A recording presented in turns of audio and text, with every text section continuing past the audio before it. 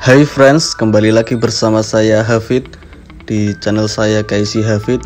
Bagaimana keadaan Anda? Semoga semuanya sehat-sehat ya teman-teman.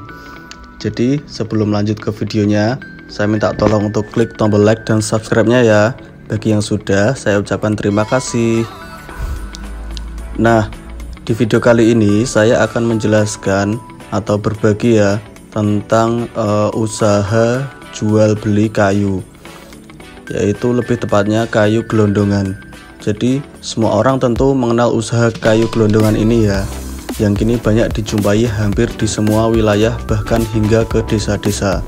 Ternyata semua orang memiliki peluang membuka usaha jual beli kayu ini friends, dengan menyediakan dana dan tempat dan berbisnis jual kayu gelondongan seperti kayu sengon atau kayu albasia dan berbagai jenis kayu lainnya. Untuk jenis kayu hasil dari kebun seperti kayu sengon atau kayu kelapa dan sejenisnya mungkin tidak diperlukan persyaratan khusus ya. Namun pendirian usaha yang melibatkan jenis kayu tertentu seperti jati dan sebagainya tetap harus di bawah perizinan perhutani untuk menghindari illegal logging atau penebangan besar-besaran di luar izin yang menyebabkan eksploitasi sumber daya alam. Nah, simak 9 langkah atau tips membuka peluang usaha jual beli dengan sangat tepat, yaitu jual beli kayu gelondongan. Untuk menyediakan stok awal hasil sumber daya berupa kayu yang sudah akan dibeli dan dijual kembali, maka Anda harus memiliki modal. Jadi yang pertama yaitu Anda harus memiliki modal ya teman-teman, untuk membelinya kepada pemilik kayu hasil dari kebun rakyat secara langsung atau dari perum perhutani. Biaya modal yang nantinya akan dikeluarkan sangat beragam karena tergantung dari jenis kayu yang akan Anda beli dan stok yang ingin Anda simpan untuk dijual baik kepada perorangan maupun kepada pabrik kayu lapis dan sebagainya. Jika Anda memesan beraneka ragam jenis kayu, maka dan sekitar 40 hingga 50 juta bisa dihabiskan sebagai modal awal untuk membeli kayu gelondongan tersebut. Sementara jika ditambahkan dengan biaya lain-lain seperti biaya operasional dan listrik, tidak akan lebih dari 60 juta. Anda sebaiknya mendirikan atau membeli bangunan toko atas nama Anda sendiri sebagai pemilik untuk meminimalkan biaya modal awal dan jangan melakukan sewa. Meminta perizinan untuk membuka usaha jual beli kayu. Itu yang kedua teman-teman.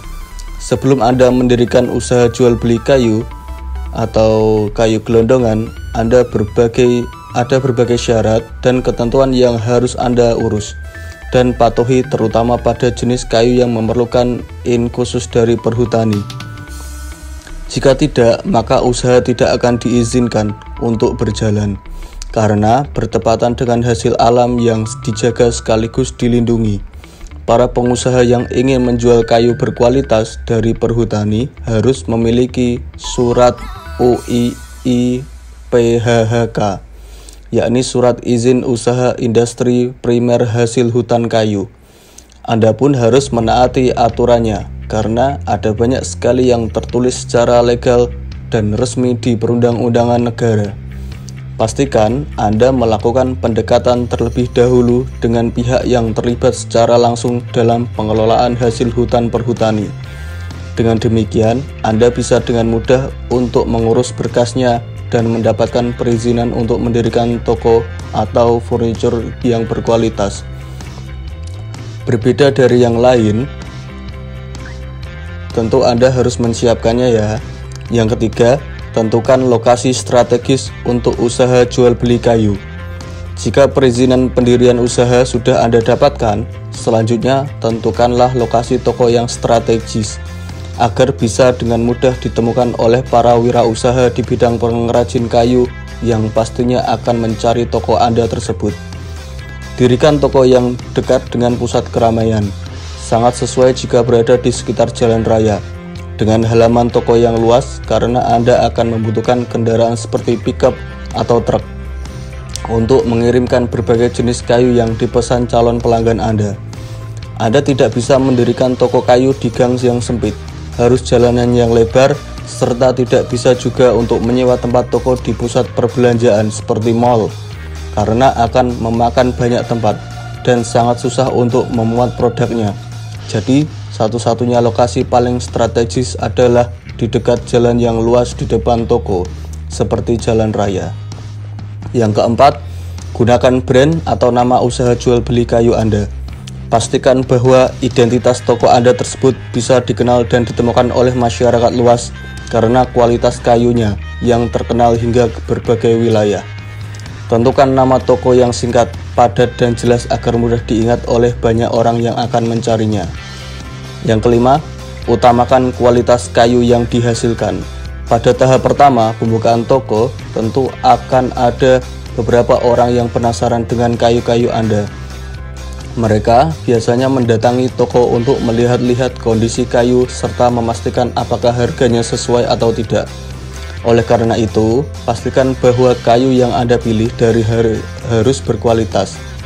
Tidak ada yang jelek atau mudah lapuk. Selain itu, pastikan juga agar harga jual kayu lebih terjangkau dengan memanfaatkan strategi tertentu dengan menjalin kerjasama. Jika kualitas kayu yang dijual sudah terbukti berkualitas, maka toko tersebut akan terkenal dalam waktu yang cukup singkat. Selain itu, Anda juga bisa mendapatkan pelanggan dengan mudah, serta memberi kenaikan harga pada saat sedang sangat ramai dan produknya pun sudah dijamin berkualitas atau bagus. Yang keenam, sediakan berbagai jenis kayu berkualitas sebagai unggulan. Setiap orang yang berwirausaha sebagai pengrajin kayu, mebel, atau furniture tentu tidak memproduksi barang hanya dari satu jenis kayu saja. Mereka akan mempertimbangkan berbagai jenis kayu yang cocok pada kondisi tertentu. Misalnya, saat hujan, kayu jenis A lebih kuat dan tahan lama dari kayu jenis B, dan sebagainya. Oleh karena itu, lengkapi usaha jual beli kayu Anda dan kelola dengan menyediakan berbagai macam jenis kayu yang berkualitas, terutama yang biasa diminati di pasaran, dan harganya pun terjangkau. Anda bisa mengambil stok kayu jati dalam jumlah banyak jika permintaan pasar cukup tinggi meskipun harganya mahal. Kayu ini tergolong sebagai jenis kayu yang paling kuat dan tahan lama, namun memiliki bobot yang sangat berat. Namun selain kayu jati, sediakan juga beberapa jenis kayu seperti kayu kemper, mahoni yang harganya menjangkai lebih rakyat dan juga kuat di beberapa kondisi tertentu. Yang ketujuh, siapkan para calon pekerja usaha jual beli kayu Anda. Toko kayu merupakan toko yang cukup besar karena sudah bisa dipastikan bahwa permintaannya cukup banyak sehingga Anda bisa memiliki usaha jual beli kayu tidak akan bisa mengelola sendiri. Namun, Anda bisa merangkap sebagai orang yang berada di posisi kasir tanpa merekrut karyawan baru. Tetapi Anda harus merekrut karyawan yang bisa diminta bantuannya untuk melakukan aktivitas berat, seperti menyediakan stok kayu, mengambil stok kayu, serta mengirim atau mengantar kayu ke para pelanggan. Jumlah yang dikirim sudah pasti lebih dari 100, sehingga Anda membutuhkan calon karyawan yang semuanya laki-laki dengan kriteria berbadan sehat, kuat, kekar, serta memiliki ketahanan tubuh untuk mengangkat dan memindahkan barang berat seperti kayu.